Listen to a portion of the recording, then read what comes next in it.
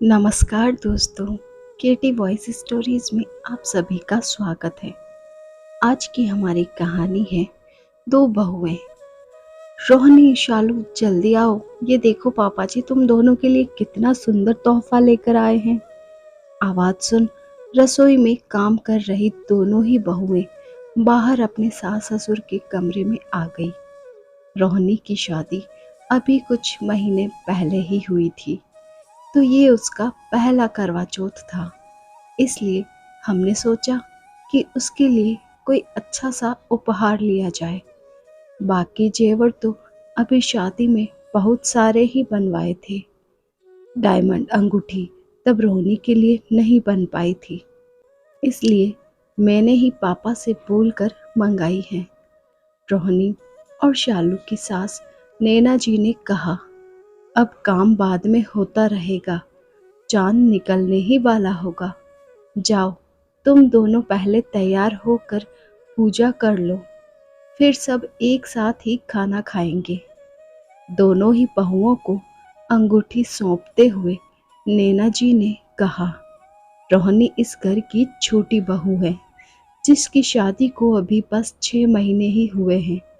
अपने पहले करवा चौथ पर सास ससुर से इतना महंगा तोहफा प्यार स्वरूप पाकर उसकी तो खुशी का ठिकाना ही नहीं था। उसने तुरंत ही अपने मायके फोन घुमाकर अपनी माँ से अपने नए घर और ससुराल वालों की खूब तारीफें की। वहीं दूसरी तरफ शालू की शादी को काफी साल हो चुके थे। जब से उसे उसकी सास नैना जी ने अंगूठी थमाई है, उसे उसकी जरा सी भी खुशी नहीं थी। रह रह कर उसके दिमाग में बस अपनी देवरानी रोहनी को लेकर जलन होने लगती है। 6 साल हो गए हैं मेरी शादी को, ऐसे 6 करवा चौथ निकल गए, पर मुझे तो आज तक कभी किसी तीज त्योहार पर कभी कोई उपहार नहीं दिया। और अब जब लाडले बेटे की लाडली बहू आ गई है, तो उपहार आने शुरू हो गए। शालू ने भी तुरंत ही फोन घुमाकर अपनी माँ को सारी बात बता दी। 2 बहुओं के हो जाने से ऐसी छोटी मोटी बातें तो घर में होती ही रहती हैं। अभी तो शुरुआत है, आगे चलकर ऐसे बहुत से मोड़ आएंगे। तुम घर की बड़ी बहू हो, थोड़ा बड़प्पन दिखाओ। और वैसे भी समधन जी ने अकेले रोहनी के लिए तो उपहार नहीं मंगाया, साथ में तुम्हारे लिए भी ठीक वैसे ही सेट मंगवाई गई है, तो मुझे नहीं लगता तुम्हें कोई परेशानी होनी चाहिए। चांद निकल आया है, जाओ पूजा करो और इन सब बातों को अपने दिमाग में मत लाया करो, वरना नुकसान सिर्फ तुम्हारा होगा। शालू की माँ ने बोलकर फोन काट दिया। सब मुझे ही गलत समझते हैं। माँ, कम से कम तुम तो अपनी बेटी की भावनाओं को समझती। मुझे उपहार से परेशानी नहीं है, मुझे दुख इस बात का है कि अभी तक अपनी बड़ी बहू के लिए कोई उपहार आज तक क्यों नहीं आया। शालू ने रोते रोते अपने आप से कहा। तभी रोहनी ने आवाज दी, भाभी आप अभी तक तैयार नहीं हुई, चांद निकल आया है, जल्दी कीजिए, सब लोग आपका बाहर इंतजार कर रहे हैं। शालू जल्दी से तैयार होकर बाहर गई, पूजा की, व्रत तोड़ा। सब लोग पूजा कर एक ही साथ खाना खाने बैठ गए। माँ सारे दोस्त कॉफी के लिए कैफे जा रहे हैं, मैं और रोहनी भी साथ होकर आते हैं, थोड़ी देर में आ जाएंगे। छोटे बेटे रवि अपनी माँ नैना जी से बोला, सब समझती हूँ मैं, सारे दोस्त जा रहे हैं या तू अपनी पत्नी को कहीं ले जाना चाहता है। नैना जी ने हंसते हुए कहा, जल्दी घर आना और बहू से बोलना सारे जेवर उतार कर जाए, क्योंकि जमाना सही नहीं और आने में रात भी हो जाएगी। उन दोनों के घर से जाने के बाद नैना जी ने बड़ी बहू शालू को अपने कमरे में बुलाया। कोई परेशानी है क्या? बड़ी बहू, शाम से ही तुम्हारे चेहरे पर शिकन देख रही हूँ। पहले से ही भरी शालू अपने गुस्से पर काबू न कर पाई और वो रोने लगी। माँ, इन 6 सालों में आपने एक पल भी मुझे कभी यह महसूस नहीं होने दिया कि मैं अपने माता पिता से दूर किसी एक नए घर में आई हूँ। हमेशा मुझे एक बेटी से ज़्यादा ही प्यार किया। फिर ये देवर जी की शादी हो जाने के बाद इस तरह का भेदभाव क्यों?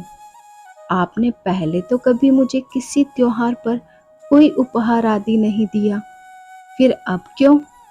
नैना जी की पार की नज़र जो शाम से महसूस कर रही थी, वही बात सच निकली, क्योंकि तोहफा देने के बाद ही उनको अंदाजा हो गया था। उन्होंने शालू को अपने पास बिठाया और कहा, मैंने कभी भी अपनी दोनों बच्चों में अंतर नहीं किया, तो फिर उनकी पत्नियों में क्यों करूँगी? तुम लोग बस मेरी बहू नहीं, मेरे घर की रौनक हो, मेरे घर की लक्ष्मी हो। और ऐसा सिर्फ इसलिए नहीं किया गया जिससे कि इन 6 सालों में तुम्हारे पास छोटी से ज़्यादा जेवर न इकट्ठा हो जाए। जो भी हो, तुम दोनों के पास बराबर ही रहे। माता पिता कभी अपने बच्चों में भेदभाव नहीं करते। मुझे पूरी उम्मीद है कि तुम्हें अपने सारे प्रश्नों का उत्तर मिल गया होगा। मैं चाहती थी मेरी दोनों बहुओं के पास सब कुछ एक जैसा और बराबर हो। जाओ, थक गई होंगी, अपने कमरे में जाकर आराम करो। पर शालू उसकी आंखों में से नींद कोसों दूर थी। मैंने इस घर को अपने 6 साल दे दिए, उसका कोई एहसान ही नहीं। अरे अगर कोई छोटी मोटी चीज दे भी दी होती तो कौन सा पूरा जेवरों से कुआं भर जाता। सब दिखावा है। शालू मन ही मन बड़बड़ाए चली जा रही थी। अभी कमरे में कदम रखा ही था कि पीछे से मोहन ने आकर उनकी आंखें बंद कर दी। करवा चौथ मुबारक हो धर्मपत्नी जी। शालू मुड़कर पीछे देखती, उससे पहले ही मोहन ने उसके हाथ में एक सुंदर सा ब्रेसलेट पहना दिया। शालू चौंक गई। ये तो, इससे पहले वो कुछ बोल पाती, मोहन ने बोलना शुरू किया। हाँ, यह वही ब्रेसलेट है जो तुम्हें रवि की शादी के जेवरों की खरीदारी करते समय बहुत पसंद आया था। तभी माँ ने इसे तुम्हारे लिए खरीद लिया था और किसी मौके पर देने के लिए रख लिया था। आज मौका भी है, दस्तूर भी, क्योंकि आज से अच्छा दिन तो हो ही नहीं सकता। आपका पसंदीदा तोहफा हाजिर है। मोहन ने घुटने पर बैठकर अपने हाथ को शालू की तरफ बढ़ाते हुए कहा। शालू की आंखों में से आंसू आने लगे। मुझे माफ कर दीजिए मोहन, मुझसे बहुत बड़ी भूल हो गई। मैंने माँ पापा को कितना गलत समझ लिया। मैं भूल ही गई कि इतने सालों में उन्होंने भले ही मुझे कोई तोहफा खुद से न दिया हो, पर हर साल, हर त्योहार, हर जन्मदिन, हर सालगिरह पर तुम मेरे लिए कोई न कोई निशानी ज़रूर लेकर आते हो, और वह सब मेरा खुद का होता है, जो कि इसी घर से मुझे मिलता है। मैंने माँ से कितने रूखे अंदाज में बात की है। मेरे बारे में क्या सोच रही होंगी?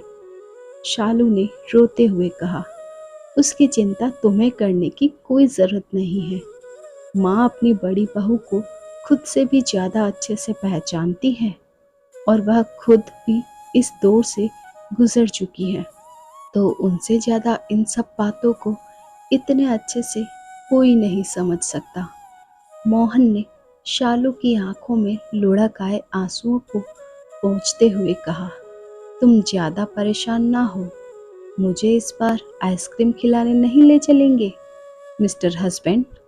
शालू ने हंसते हुए कहा, जी, बंदा तो कब से आपकी खिदमत में हाजिर है।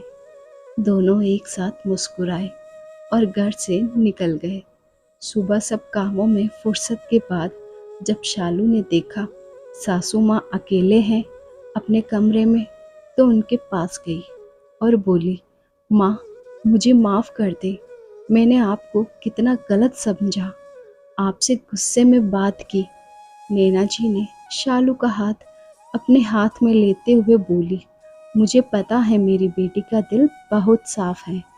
वो अपनी माँ से कभी नाराज नहीं हो सकती। शालू ने नैना जी को खींचकर गले लगा लिया। दोनों सास बहू मुस्कुरा दी। धन्यवाद। दोस्तों, ये एक नहीं, शायद हर संयुक्त परिवार की कहानी है। अगर घर के बड़े सही हो तो कभी रिश्तों के बीच किसी भी प्रकार की अनबन होने की संभावना ही नहीं होती। साथ साथ बहुओं का भी फर्ज है कि वो घर में एक दूसरे को समझे, छोटी छोटी बातों पर चिक चिक ना करें, क्योंकि थोड़ी बहुत बातें तो हर जगह होती हैं। बस उसको बढ़ाए नहीं, समय और हालात को समझे। Thanks for watching. ऐसी और कहानियों के लिए चैनल को लाइक, शेयर और सब्सक्राइब करें।